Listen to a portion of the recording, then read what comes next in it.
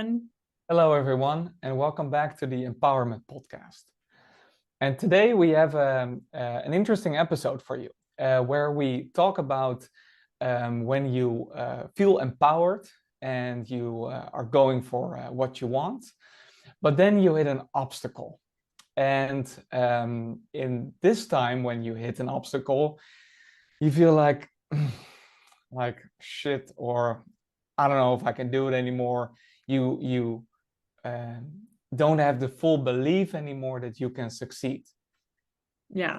So moments where you had another idea how it should be, and then it's differently, and that exhausts you in a way, and you don't feel anymore like going for it. And I think that's some good examples, huh? Yeah.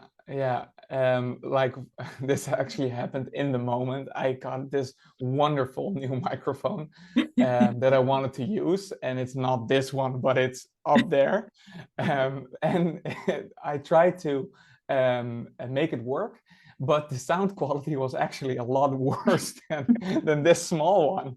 And I tested it before, and then it worked in a lot better way. But now we wanted to start, and it didn't work in the way, and I felt this. Well, I gave up on it basically, and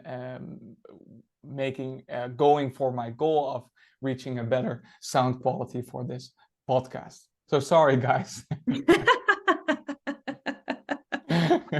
What about you, Christina? Yeah, I have also an example. Sometimes I have a lot on my agenda. I'm very good in overwhelming myself. And for example, today I had a lot of to-dos on my list. And then I'm working on it. And then something is not working the way I want. Out of the blue. Something is not in the structure I wanted to have. And then I'm also like, my full attention is on it like shit. And now the whole plan is not working anymore and so on. So that's something that frustrates me. Yeah. And so maybe you recognize one of these examples, but you also may encounter it in different ways in your life.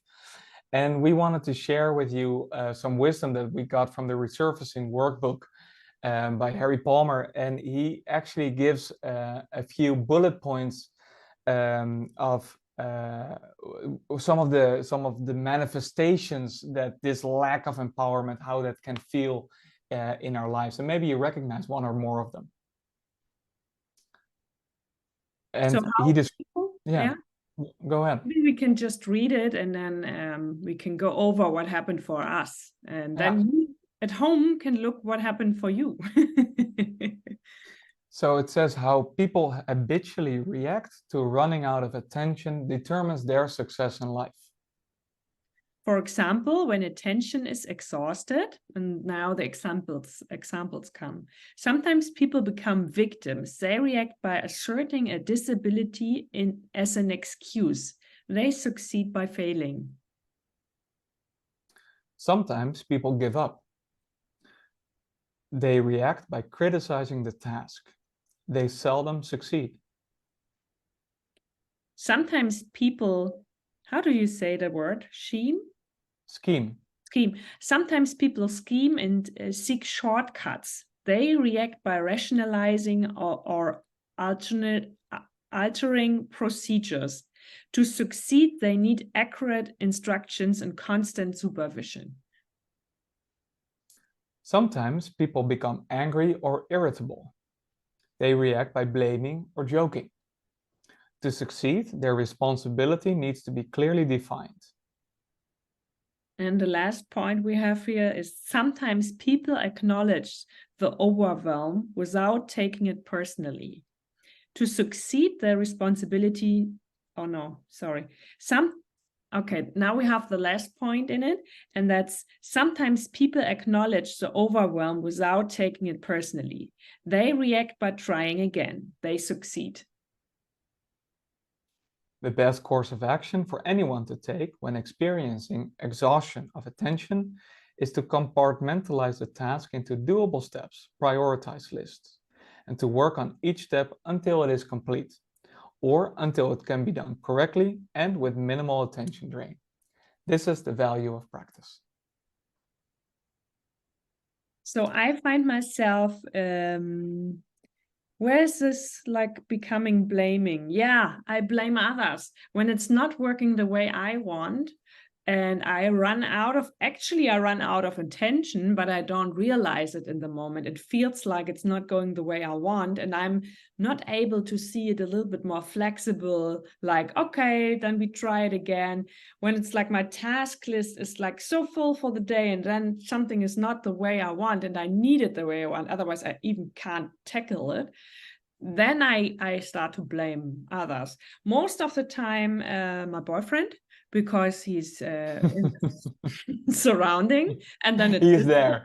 Yeah, he's he's just there. he's a target. His fault is that he's just there, and then he's the target. So, and I realized, like, when I started to blame him, that I was running out of attention. I mean, it was not he. I mean, sometimes he does the same, and I'm not so angry, and I'm not blaming him. But when I'm blaming him, it's actually a sign that I'm running out of attention.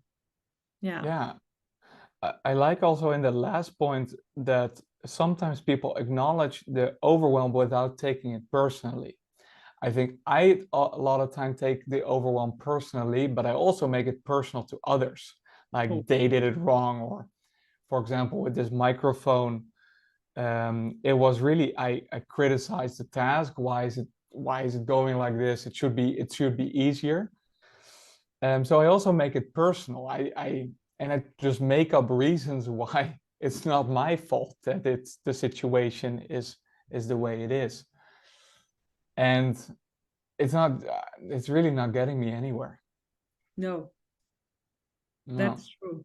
And that's the thing is, when we connect it to empowerment, it feels for me like when we are feel overwhelmed and we start to disempower something like the task or others, we are also disempowered. So it's not something what leads to the success we want.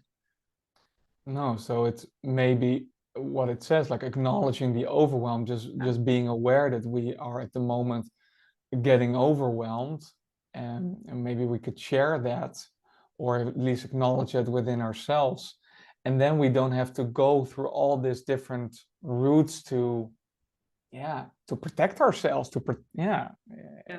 and we can just look at it. Maybe we just need to take a step back and just relax and look at the task, what is going on, and then make it a lot more simple. Make it what he says, react by trying again. Make it simple, take some small steps. We kind of live in a society where trying again always feels like a failure, or there needs to be a lot of, I don't know, time in between for trying it again. We are not so open for figuring out how it works. It needs to work from the beginning on, or it needs to be like this or that, and it creates a lot of overwhelm. I think that we don't have the attitude of learning creates overwhelm. Yeah, I notice I oftentimes have that attitude of I want this to work immediately. And I think that attitude work. But I think that sets me up for a lot of overwhelm too, because there's not a lot of space to take the task in. So if you recognize any of these bullet points in your own life, we would love to hear how that manifests for you, and what your ways are of going about that and succeeding in spite of the overwhelm, or with the overwhelm, taking it in. And also feel empowered when you succeeded, and not feeling like, oh God, I don't do it again. Yeah, like at the end of a week you were successful and like, oh, I need to relax, but actually feel like, good, I succeeded, let's continue. I think that might be a topic we need to continue talking about, because it's has so much impact on it. Why not taking it into the next episode? Great idea. Okay, then keep listening to us. Next episode, we tackle this topic from another viewpoint. Thank you for listening. See you soon.